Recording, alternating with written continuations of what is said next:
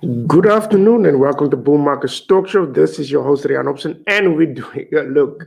I couldn't ignore this story. I know there's a lot of things that are actually currently happening in the market, but in South Africa, it's getting very interested, especially now with the former president Jacob Zuma that has been found guilty for contempt of the court, and he's being sentenced for 15 months in prison, and that was actually done up like basically an hour ago. Now, I couldn't avoid this story, but the judgment was actually very clear and very strong from the Constitutional Court on the former President Zuma. But there's something very, very special about this decision that was made today. One, there was a few things actually. One, the Zondo Commission actually imposed quite a heavier sentence. That is what the Zondo Commission actually asked the courts and in the commission, but it was a far lesser. The Constitutional Court decided on a lesser sentence, which was 15 months. And very importantly, they say actually that Jacob Zuma needs to present himself in 5 days to the Nkandla police station or to the Johannesburg Central police station in 5 days. Now, in 5 calendar days specifically. Now, look, this is actually interesting. If the president did not actually comply with anything, that is now with the Zondo Commission and now with the court, because apparently nobody knows where it is for security reasons. That is what I heard.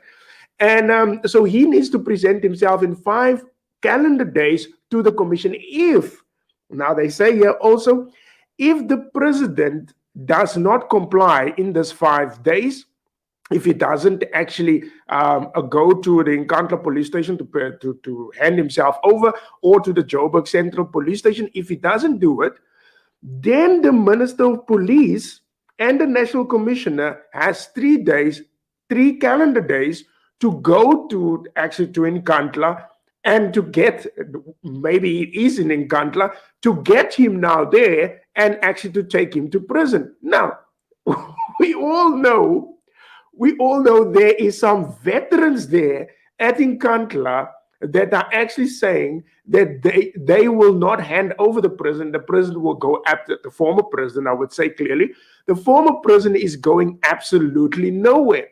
Now, this is the interesting part. This will actually test now the Ramaphosa's really his presidency now, because if Zuma does not comply in 5 days, then it means that Bekele needs to go to Nkandla and go fetch the president, the former president, and take him to prison. Will that now help?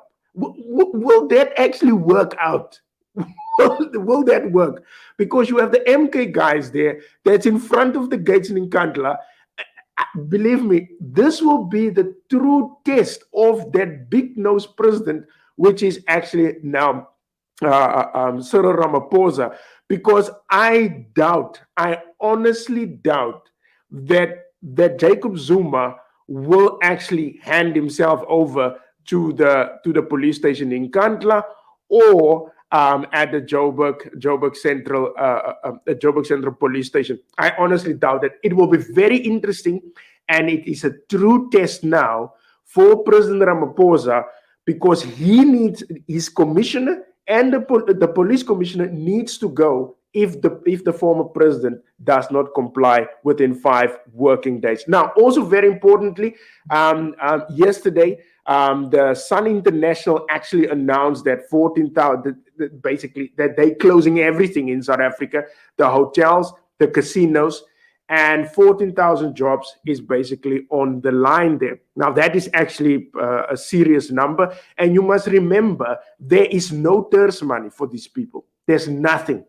These people are basically on their own, 14,000 people.